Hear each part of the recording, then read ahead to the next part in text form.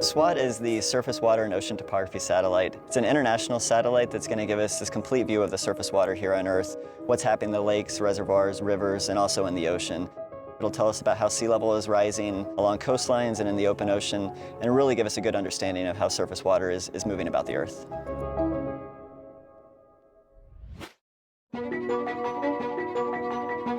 Our goal is to provide data, forecasts, watches, and warnings at some key locations like the Willamette River in Portland, which is a major U.S. city that historically has seen some catastrophic floods.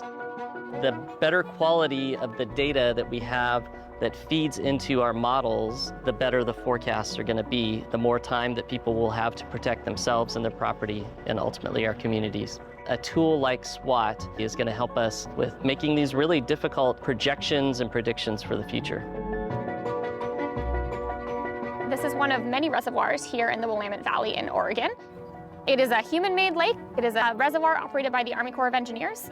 The water managers here, they use weather prediction, they use hydrologic models, and the hope is that data like SWOT might be incorporated into those predictions to help them better understand this water body's filling and we don't want to overtop the dams, might want to start letting water out really quickly. They have to make a lot of complicated decisions. When you get a big storm event, we want to keep the community safe in the best way that we can. So how do we best manage operation of these reservoirs in terms of putting water out downstream to prevent flooding at a larger scale? In lots of states, there are, hundreds, thousands of reservoirs, and many of those reservoirs don't have automated gauging available. And so these agencies have to kind of estimate how much water is in them and how that's changing. And with SWOT, they can just monitor that directly from space. For us in Alaska, we have many, many rivers, and only a few of them are measured, or as we say, gauged.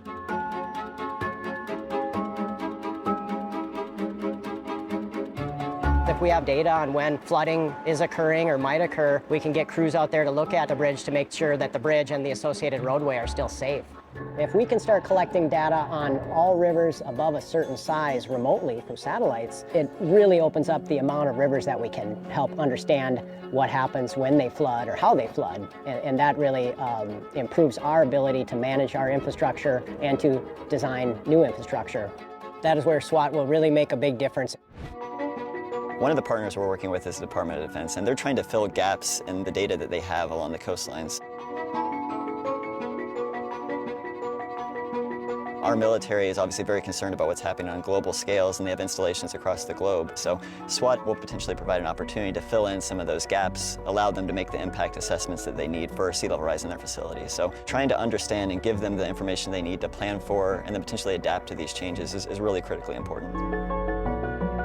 Coastal wetlands like the Mississippi River Delta are extremely important because it acts as a buffer between us and the threatening ocean.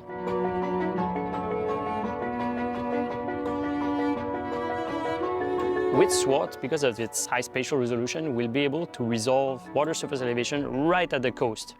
So this is quite important because as sea level rises, the ocean will migrate into the land, bringing more salt into the land. So it threatens the infrastructure, the biodiversity in the wetlands along the coast. Hopefully, the types of models that we're producing can support how they decide to manage the river delta. And SWOT on its own will allow us to upscale these types of studies to the world. Yeah, I'm really excited about the new information we'll get from SWOT and how we can start to couple it to some of the needs that we see, both at the coastal interface and also on land. I think we can potentially see some immediate impact once SWOT's launched in these communities.